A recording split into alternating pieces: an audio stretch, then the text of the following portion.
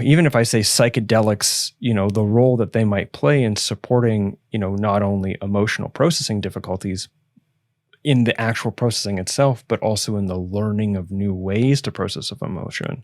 But by even saying that, I'm sort of, I'm invoking the sort of clinical something, and there's so many other ways to be working with psychedelics outside of the clinic. So I'm assuming you're going to speak more from a clinical perspective, which is fine, but you could clarify that.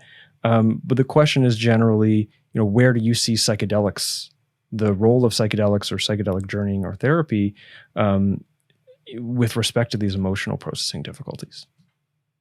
Yeah, I'm a huge, very strong supporter of empowering personal use initiatives, and so I'm happy to speak about my experiences both clinically, but also non-clinically.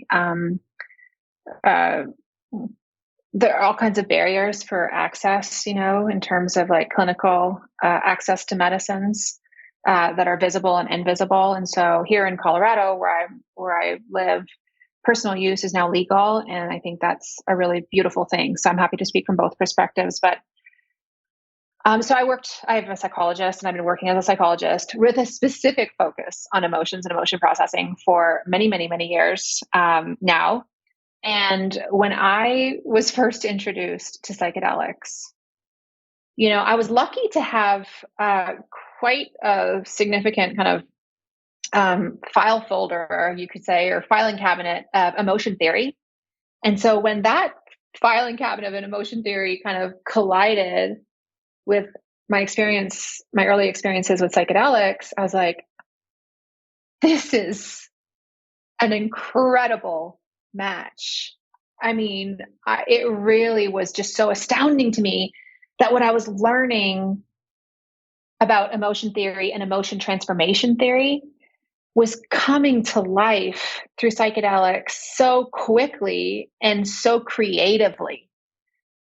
And I thought, okay, this is it, and this is it. Like, this is a pathway that I would like to follow for the rest of my career, because I see so much potential, either as a form of healing and growth or as an adjunct to more conventional models of healing and growth. And the concept of the inner healing intelligence, it took me a while to get it, theoretically. But then when I experienced it, I'm like, oh my gosh, this memory that I have inside of an early sexual assault that I had worked on in therapy, like, it was not done.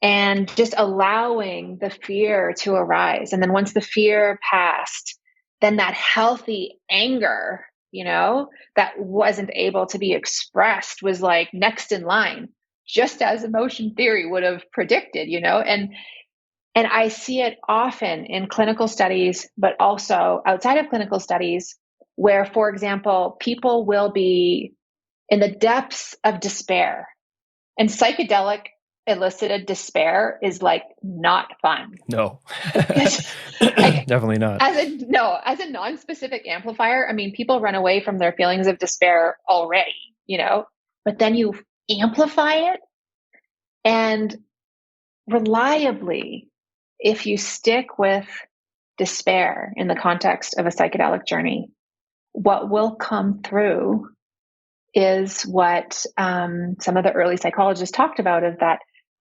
intrinsic like vitality of like, I am worthwhile. My life is important. I deserve. And it's so cool because I teach in some of the psychedelic therapy programs.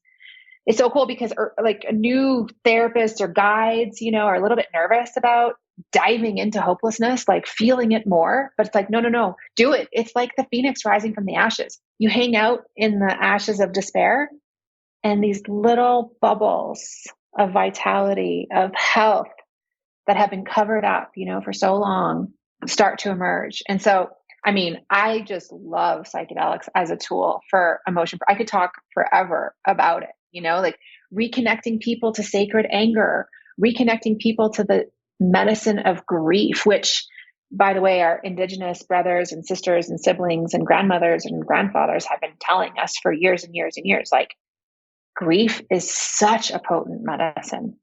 And so there's something about psychedelics that makes it feel more okay.